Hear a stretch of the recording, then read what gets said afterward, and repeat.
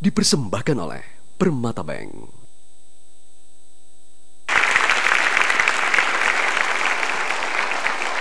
Saya selalu tertarik untuk mengangkat kisah tentang orang-orang kecil yang melakukan perbuatan besar. Orang-orang hebat ini dengan segala keterbatasannya mampu mengubah masyarakat di sekitarnya untuk menjadi lebih baik. Kali ini saya ingin mengajak Anda untuk mendengarkan kisah tentang orang-orang kecil ini dan berharap Anda akan terinspirasi dan tergerak untuk melakukan hal yang baik juga di sekitar Anda masing-masing. Tamu saya yang pertama adalah Mbak Kusniati. Iya. Matur nuwun. Terima kasih. Silakan duduk. Pertama tentu terima kasih ya. Anda datang dari Surabaya. Surabaya. Iya. Pekerjaan Anda apa? Pekerjaan saya sebagai ibu rumah tangga. Kalau di kampung Anda, umumnya orang-orang di sana bekerja sebagai apa? Kebanyakan di sana bekerja sebagai tani tambak dan nelayan. Oke. Kalau orang tua Anda sendiri pekerjaannya apa? Orang tua saya dulu pekerjaannya sebagai buruh tani tambak. Anda sendiri lulusan apa? Lulusan SD. Apa benar untuk membiayai sekolah Anda di SD dulu, Anda pernah menjadi pembantu rumah tangga? Benar. Berapa lama jadi pembantu rumah tangga? Saya jadi pembantu rumah tangga mulai usia 7 tahun semenjak ayah saya meninggal. Dari umur 7 tahun, Iya. Anda sudah bekerja sebagai pembantu rumah tangga? Iya. Tentu Anda penasaran mengapa saya mengundang Mbak Kusniati. Sebelum Anda bertambah penasaran, ada baiknya kita ikuti dulu liputan berikut ini.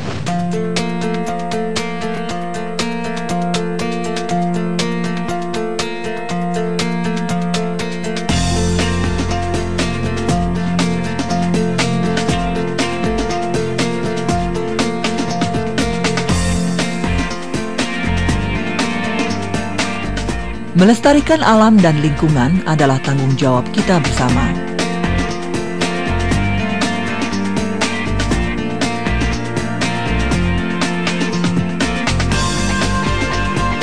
Kusniati, sosok penggiat lingkungan di kawasan mangrove Gunung Anyar, Surabaya ini, mengubah kampung nelayan yang dulunya kotor dan gersang kini menjadi hijau dan bersih.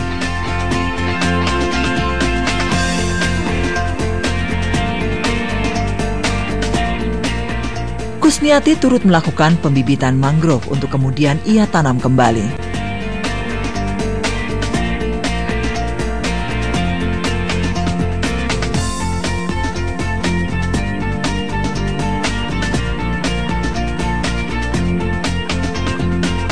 Di sepanjang muara sungai yang mengarah ke laut ini, Kusniati bersama warga rutin melakukan pemantauan, perawatan, dan penanaman mangrove. Sudah ribuan mangrove berhasil ditanamnya sendiri dan juga oleh beberapa elemen masyarakat lainnya.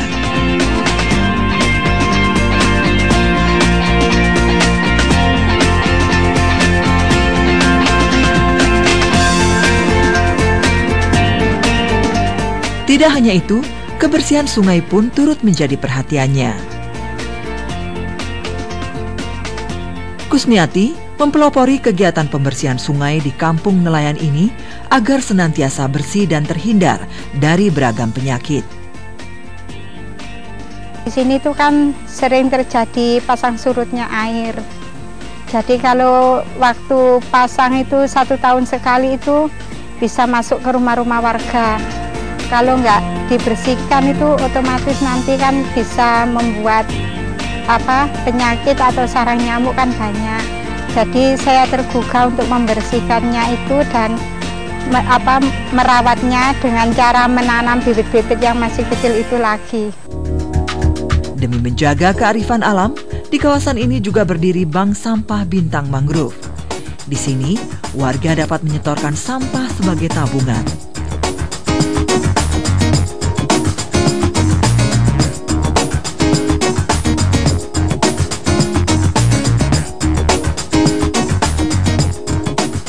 Bahkan untuk warga yang tidak sempat datang, suami Kusniati yang seorang penjual bubur ini turut membantu mengambil sampah-sampah dari rumah warga.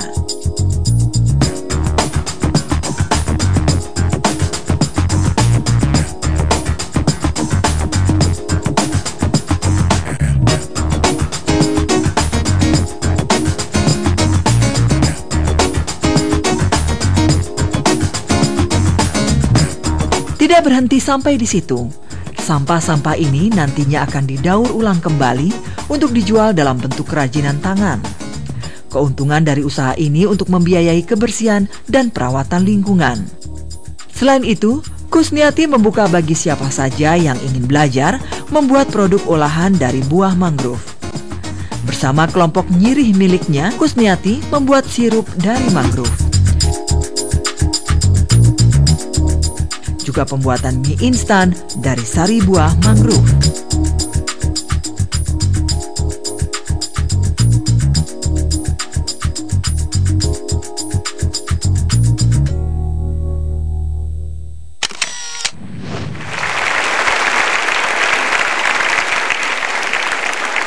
Ya, umur 7 tahun, sekolah di SD, Anda sudah harus berbagi waktu atau membagi waktu karena Anda harus bekerja sebagai pembantu rumah tangga. Iya.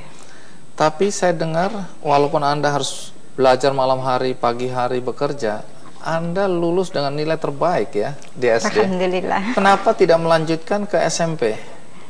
Karena keterbatasan dari orang tua saya, dan kebetulan waktu itu kan guru sekolah saya itu melihat nilai saya baik, dia itu ke rumah saya, mau saya disuruh masuk ke SMP, katanya nggak pakai biaya, sudah bisa. Nah kan bagus, kenapa? Tapi orang tua saya nggak mendukung. Karena? Dikarenakan kan sekolahnya nggak pakai biaya, tapi kan pakai uang saku juga, katanya gitu. Terus habis itu saya kan bilang sama emak saya panggilkan emak, sudah nggak pakai uang saku nggak apa-apa gitu. Terus habis itu emak bilang gini, wis nang omahe wong wedok gak urungane yo nyekelulek-ulek, katanya. Terjemahannya udah perempuan di rumah saja, toh ujungnya pegang ulekan, gitu ya? Iya. Oh jadi orang tua kurang mendukung waktu itu Iya, ya. Selain mendukung. keterbatasan dana, juga menganggap perempuan nggak usah sekolah tinggi-tinggi. Iya. Terus di samping itu kan saya masih punya 2 adik lagi yang masih kecil yang perlu meneruskan sekolah. Jadi saya rela mengalah gitu. Iya. Demi adik-adik. Iya. Bagaimana ceritanya sampai Anda kemudian terlibat di Posyandu? Karena saya dengar dalam usia yang sangat muda Anda sudah aktif di Posyandu. Iya. Umur berapa waktu itu? Pokoknya saya habis lulus sekitar 2 tahun. Waktu itu di situ kan ada kegiatan Posyandu, tapi kadernya itu cuma sedikit, nggak ada yang mau jadi kader di situ tuh. Baru lulus SD kan masih anak kecil. Iya, lulus SD usia saya sekitar 14 tahun. Kemudian waktu itu teman saya kan ada juga di Posyandu, terus dia itu nyari kader itu enggak dapat, dikarenakan ya kader nggak ada uangnya kan, nggak dibayar. Ya nggak dibayar gitu, jadi nggak ada yang mau jadi kader.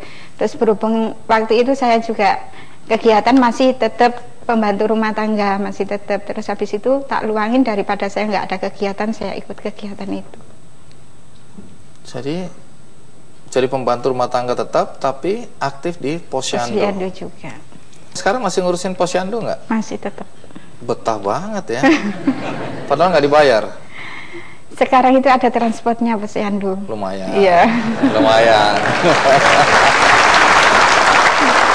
Ya. Lalu penghasilan untuk keluarga sehari-hari dari mana? Suami kerja apa? Suami jualan es bubur kacang hijau. Saya yang bikin, kemudian suami yang keliling. Apakah penghasilan sebagai penjual bubur cukup untuk memenuhi kebutuhan keluarga? Alhamdulillah dalam kesehari-harian cukup, tapi saya juga membantu, ada kegiatan saya juga menjahit di rumah. Oh, menjahit juga? Iya, ada juga. Punya anak berapa? Anak 2. Sudah sekolah? Sudah. Sekolah di mana? Yang satu di SMK Negeri 12, kelas 11. Baik, jadi kelihatannya pendidikan mereka menjadi perhatian utama Anda sekarang. Iya, soalnya saya dulu nggak bisa, sekarang anak saya harus bisa.